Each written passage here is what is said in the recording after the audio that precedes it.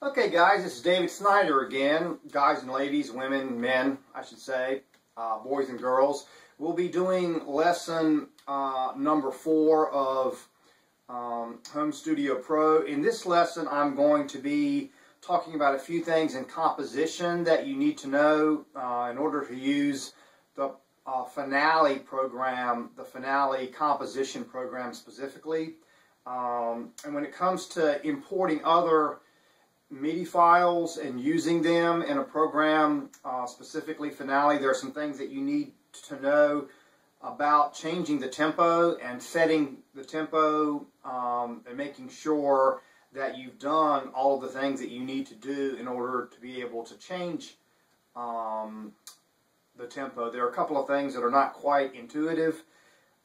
Also, we'll be talking about how to use the hyperscribe function. Hyperscribe in Finale is a function that allows you to sit down at your keyboard, your MIDI keyboard, and to play in real time into the Finale program, so you can go back and use those tracks. But there are some functions within the hyperscribe tool, specifically as it relates to tempo, that I'm going to have to go through because again, it's not completely intuitive, and if you miss a couple of things, it could drive you crazy.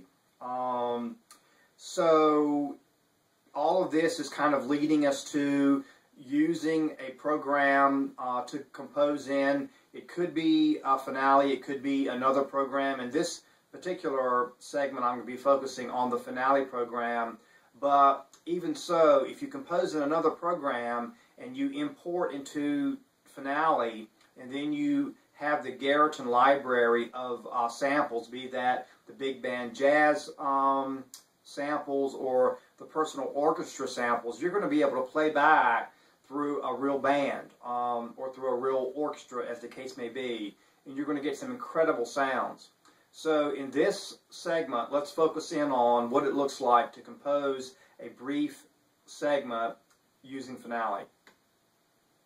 Okay, so here are the basics of using Finale once you have created a basic MIDI file on a composition, or you want to add to that composition, and then export it through the Garritan sample library.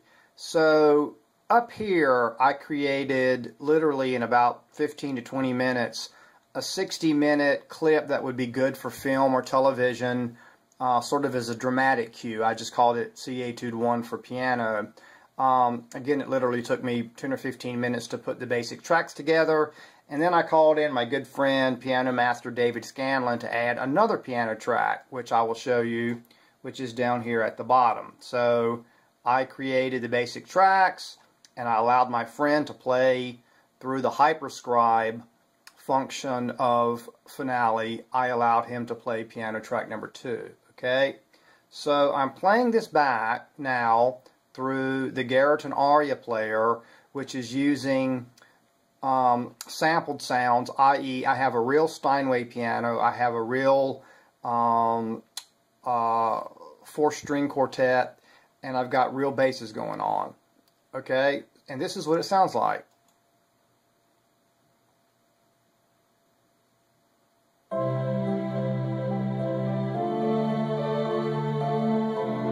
So I can adjust my strings up or down. I can change the piano mix.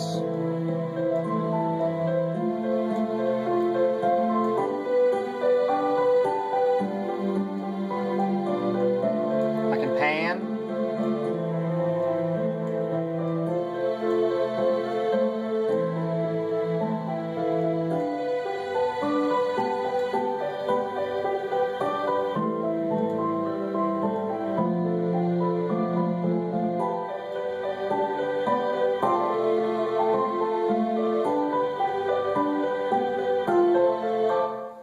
Okay, so that is the kind of quality that you would expect if you were doing some scoring for film and TV.